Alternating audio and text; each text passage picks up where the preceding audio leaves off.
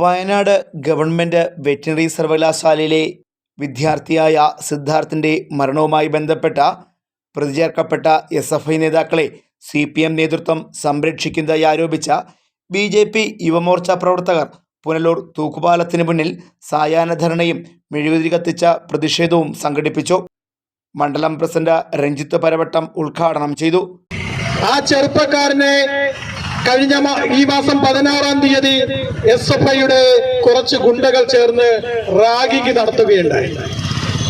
നമ്മൾ ആലോചിച്ച് നോക്കൂ, നമ്മുടെ കേരളത്തിൽ എല്ലാം ശരിയാക്കി തരാമെന്ന് പറഞ്ഞുകൊണ്ട് അധികാരത്തിലേറിയ LDF സർക്കാരിന്റെ CPMന്റെ പ്രധാന വിദ്യാർത്ഥി സംഘടനയായ SFI ആണ് ഇത് ചെയ്തതെന്ന് നമ്മൾ ഓർക്കണം. കേരളത്തിലെ സർവകലാശാലകളിലൊക്കെ റാഗിങ് നിരോധിച്ചിരിക്കുന്ന ഈ ഒരു സമയത്ത് ഇങ്ങനെ ഈ ഒരു വിദ്യാർത്ഥിയെ റാഗ് ചെയ്യുകയാണ് ഉണ്ടായത്. ആ വിദ്യാർത്ഥിയെ റാഗ് ചെയ്ത സമയത്ത് ഏകദേശം 3-4 ദിവസം ആ ചെറുപ്പക്കാരനെ ആ ഹോസ്റ്റലിൽ പട്ടിണിക്കിട്ട് ആ ഹോസ്റ്റലിൽ ആ ചെറുപ്പക്കാരന് ഒരു തുള്ളി കുടിവെള്ളം പോലും കൊടുക്കാതെ അതിക്രൂരമായി പീഡിപ്പിക്കുകയാണ് SFIയുടെ കുറച്ച് ഗുണ്ടകൾ ചേർന്ന് ചെയ്തിട്ടുള്ളത്.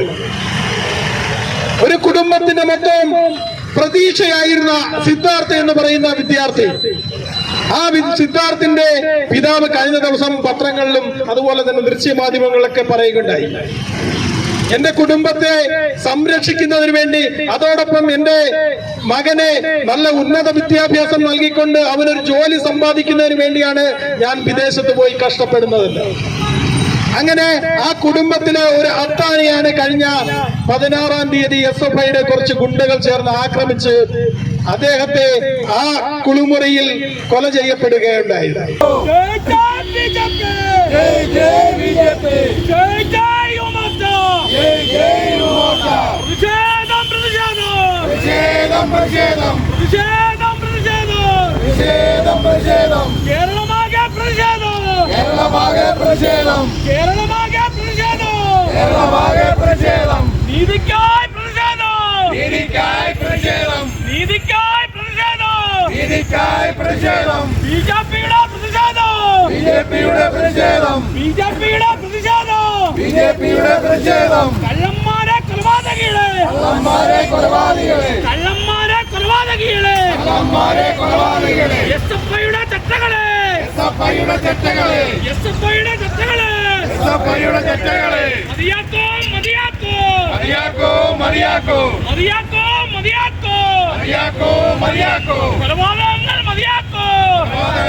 യുവമോർച്ച മണ്ഡലം പ്രസിഡന്റ് സുബേഷ് സുരേന്ദ്രൻ അധ്യക്ഷനായിരുന്നു.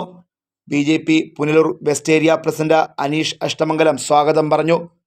മണ്ഡലം സെക്രട്ടറിമാരായ പ്രിൻപ്രസാദ്, S ഗോപകുമാർ, മണ്ഡലം വൈസ് പ്രസിഡന്റ് സാവിത്രി, അസംബ്ലി മണ്ഡലം full timer Ajeesh Kollam, area general സെക്രട്ടറിമാരായ ജീവൻ ജോൺ ഹെൻറി, അജി ഐക്കരക്കോണം, വത്സല ദിനേശൻ, ധനേഷ് കരവാളൂർ, രവീന്ദ്രൻ, രഥുൻ രവീന്ദ്രൻ, ആഷിൻ, മധു ശാസ്താംകോണം, സന്തോഷ് ദേവൻ, രവി എന്നിവർ പ്രതിഷേധ പരിപാടികൾക്ക് നേതൃത്വം നൽകി. BJP പ്രൊഫഷണൽ സെൽ മണ്ഡലം കൺവീനർ രാജീവ് സുരേന്ദ്രൻ നന്ദി പറഞ്ഞു. Fox TV news bureau, Punalur.